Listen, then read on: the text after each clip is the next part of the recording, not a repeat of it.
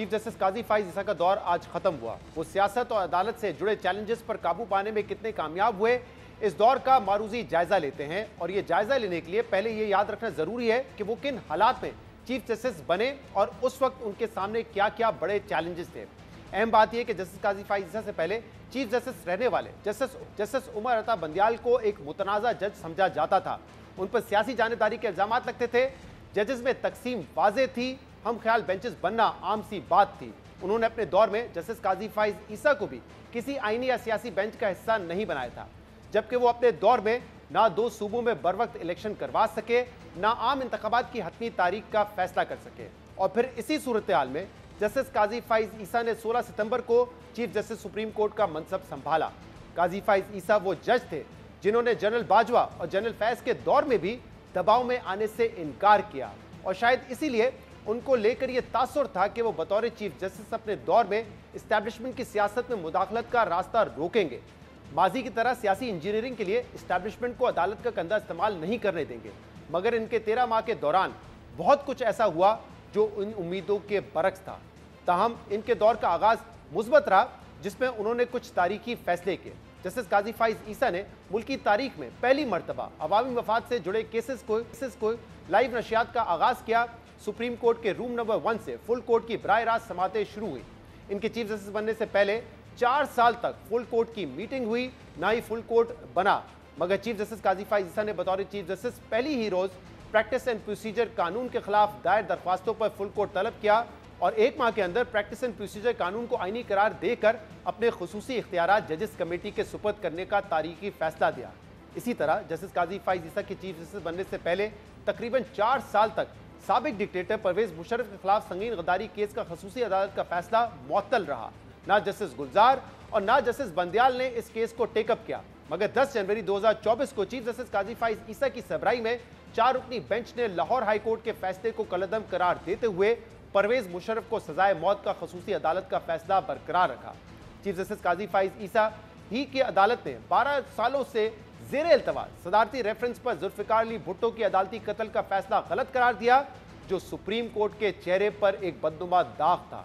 इसके अलावा chief justice काजी फाइज ईसा की अदालत का एक और बड़ा इकदाम जस्टिस शौकत अजीज सिद्दीकी की बहाली था, जिन्हें अक्टूबर 2018 में सिर्फ इस जुर्म पर बरतरफ किया गया कि उन्होंने साबिक DGISI की सियासत में बदतरीन मुदाखलत को एक्सपोज किया था। यानी चीफ जस्टिस काजी फाइज ईसा ने अपने दौर में साबका एस्टैब्लिशमेंट के अदवार के जुल्म और ज़ियादतों पर तो एक्शन लिया, मुतासर लोगों को इंसाफ दिया, गलत को दुरुस्त करने की कोशिश की। मगर उनके अपने दौर में जो सियासी इंतकामी कार्रवाइयाँ जारी रही, आला अदलिया के जजों को दबाव में डाला गया, मातहत जजेस को डराया धमकाया गया, सियासी रहनुमाओं और कारकुनों की जबरी गुमशुदगियाँ हुई, उस पर चीफ जस्टिस काजी फाइज ईसा खामोश रहे। अदलिया में जो तकसीम पहले से मौजूद थी वो मजीद बढ़ गई। पहले तो ये देखा जा रहा था कि जजेस के दरमियान जो ग्रुपिंग थी उसकी वजह सियासी इख्तलाफात थे, लेकिन जस्टिस काजी फाइज ईसा के दौर में जजेस के दरमियान जो इख्तलाफात नजर आए वो सियासी बुनियादों पर नहीं बल्कि ज़ाती बुनियादों पर थे, जिसकी वजह से अदालती साख को शदीद नुकसान हुआ। इसके अलावा इब्तदाई कुछ माह तो हम ख्याल बेंचेस का क़याम ख़त्म हो गया था, मगर आखिरी 4 माह में हम ख्याल बेंचेस दोबारा सामने आने लगे। जस्टिस काजी फाइज ईसा जब तक प्रैक्टिस एंड प्रोसीजर कमेटी में जस्टिस मंसूर अली शाह के साथ अक्सरियत इंजॉय कर रहे थे और बेंचेस उनकी ख्वाहिशात के मुताबिक बन रहे थे, तब तक मामला ठीक थे। मगर 12 जुलाई के मखसूस नशिस्तों के फैसलों के बाद वो 3 रुकनी जजेस कमेटी में अक़लियत में रह गए और उन्हें अपनी मर्जी के बेंचेस बनाने में मुश्किलात का सामना था, जिसके बाद हुकूमत ने उनकी सहूलत कारी करते हुए ऑर्डिनेंस के जरिए प्रैक्टिस एंड प्रोसीजर कानून को तब्दील किया और जो आमराना इख्तियारात चीफ जस्टिस से लिए गए थे वो चीफ जस्टिस को दोबारा दे दिए गए। और ये ऑर्डिनेंस जारी होने के कुछ घंटों बाद चीफ जस्टिस काजी फाइज ईसा ने इस पर अमल किया और जजेस कमेटी से जस्टिस मुनीब अख्तर को बाहर करके जस्टिस अमीनुद्दीन खान को कमेटी में शामिल कर लिया और उसी रोज आर्टिकल 63A की नजरसानी समेत 9 लार्जर बेंचेस तश्कील दे दिए। यहाँ ये बात भी अहम है कि वो चीफ जस्टिस काजी फाइज ईसा जो माजी में सदारती ऑर्डिनेंस के जरिए कानून साजी के खिलाफ थे, उन्होंने इस ऑर्डिनेंस की मुखालफत ना करके अपने हामियों को भी हैरान कर दिया था। बतौर जज जस्टिस काजी फाइज ईसा सुप्रीम कोर्ट में एडहॉक जजेस लगाने के भी खिलाफ थे, मगर अपने दौर में उन्होंने सुप्रीम कोर्ट में एडहॉक जजेस तैनात करने का फैसला किया। इसके अलावा उनके दौर में इस्लामाबाद हाई कोर्ट के 6 जजेस के खत का मामला सामने आया था, तो चीफ जस्टिस ने खुद जिम्मेदारी लेने और फुल कोर्ट बनाने के बजाय कमीशन कायम करके मामले को अंडर द कार्पेट डालने की कोशिश की। इन 6 जजेस ने अपने खत में एग्जीक्यूटिव की मदाखलत पर सुप्रीम जुडिशियल काउंसिल से कोड ऑफ कंडक्ट पर रहनुमाई मांगी थी, मगर चीफ जस्टिस ने इन्हें एग्जीक्यूटिव के ही रहमुकरम पर छोड़कर साबिक जज की सरबराही में कमीशन के क़याम का फैसला किया। मगर बाद में जस्टिस रिटायर्ड तसद्दुक़ जिलानी ने कमीशन की सरबराही से माजरत कर ली, जिसके बाद इस मामले पर सुप्रीम कोर्ट का 7 रुकनी बेंच बना, मगर आज तक इस मामले की तहकीकात पर कोई पेशरफ नहीं हो सकी है। चीफ जस्टिस काजी फाइज ईसा के दौर में मातहत अदलिया के जजेस को भी धमकियां मिलने के वाकयात सामने आए, वकला की गुमशुदगियां हुई, अरकान पार्लियामेंट की गैर कानूनी गिरफ्तारियां हुई, मगर चीफ जस्टिस काजी फाइज ईसा ने गैर आईनी मुदाखलत और इंसानी हकूक की पामालियों के सामने ढाल बनने के बजाय खामोश रहने को तरजीह दी। चीफ जस्टिस बनते ही जस्टिस काजी फाइज ईसा ने जिस मसले को मुल्की अदालती निज़ाम का सबसे संगीन मसला करार दिया, वो ज़ेर अल्तवा केसेस की बढ़ती तादाद और अदलिया की साख था। मगर आज जब जस्टिस काजी फाइज ईसा का आखिरी रोज़ है, तो इन दोनों मामलात में सूरत हाल पहले से बेहतर नहीं हो सकी है। 17 सितंबर 2023 को जब जस्टिस काजी फाइज ईसा ने चीफ जस्टिस का मनसब संभाला, उस वक्त ज़ेर अल्तवा मुकदमात की तादाद 56,503 थी, जो आज बढ़कर 60,508 से ज़्यादा हो चुकी है। इसी तरह वर्ल्ड जस्टिस प्रोजेक्ट के मुताबिक 2023 में मुल्की अदलिया की आलमी रैंकिंग 0.38 पॉइंट्स के साथ 130वें नंबर पर थी, जबकि आज मुल्की अदलिया की रेटिंग सेम पॉइंट्स के साथ 129वें नंबर पर है।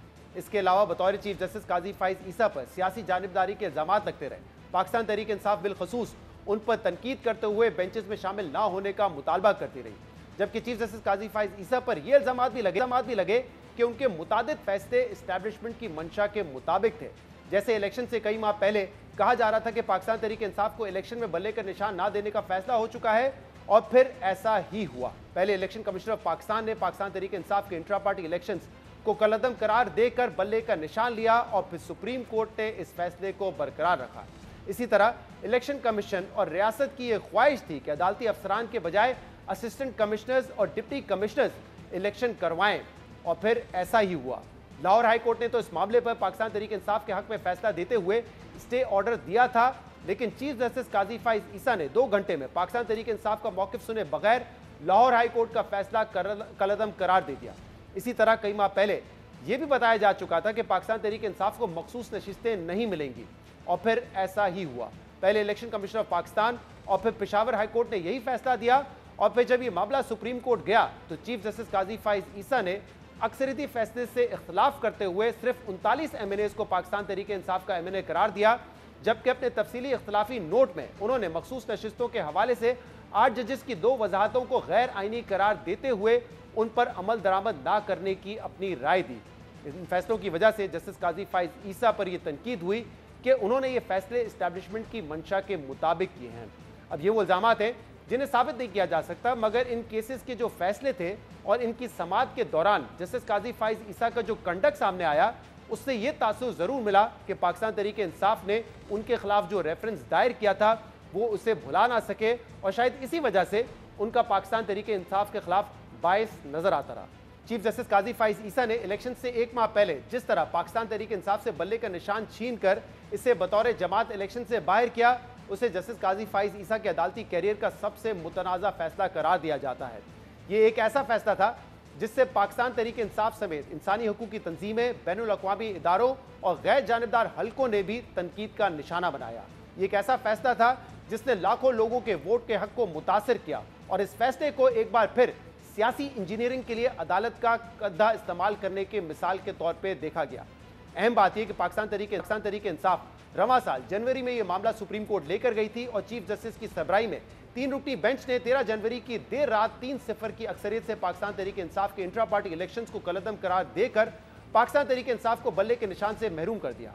अहम बात यह कि इस केस की बराह रास्त नशरियात कई रोज तक जारी रही, और समाअत के दौरान पाकिस्तान तहरीक इंसाफ के रहनुमाओं को गैर कानूनी इकदामात और दबाव का सामना करना पड़ा। इसी केस की समाअत के दौरान बैरिस्टर गौहर के घर पर छापा मारा गया, और जब बैरिस्टर गौहर ने कमरा अदालत में डालों का जिक्र किया तो चीफ जस्टिस काजी फाइज ईसा ने लाइव ट्रांसमिशन बंद कर दी। गौहर साहब, दैट इज ऑल राइट। हमने इनको कहा था अटॉर्नी जनरल को, ठीक है सब कुछ या नहीं? Your honour, there were yes no 4 डालों में लोग आए, निकाह पोछते। भाई अभी मेरे घर सिचुएशन क्या है? It's a very serious. जब वो अभी आप चौधरी साहब को बुलाए, चौधरी साहब Your Honor, हमें यहाँ नहीं करना है, please go and sort it out right now. Gaur साहब, नहीं आप यहाँ ना बात करें, we want it fixed. My lord, it will be. It will. Gaur साहब, if you want to accompany him, you can go. Your Honor, मैं सिर्फ we are hearing नहीं देखिए ना, फिर आप ये आप Your Honor, अगर मैं आपके सामने नहीं बताऊंगा इस कोर्ट का भाई, वकील, अभी हमने कहा ना, if they don't Your fix Honor, it, then we'll see. we do not have a trust. Just bear with me for a second. आप मेरी बात अली जफर साहब, Your Honor, सिर्फ आप प्लीज देखिए, वो we don't want to detract. Your Honor, मैं सिर्फ Please, ये अर्ज कर रहा हूँ। चीफ जस्टिस काजी फाइज ईसा ने इस केस में जो फैसला किया उसके असरात आज तक मुल्क की सियासत पर हावी हैं।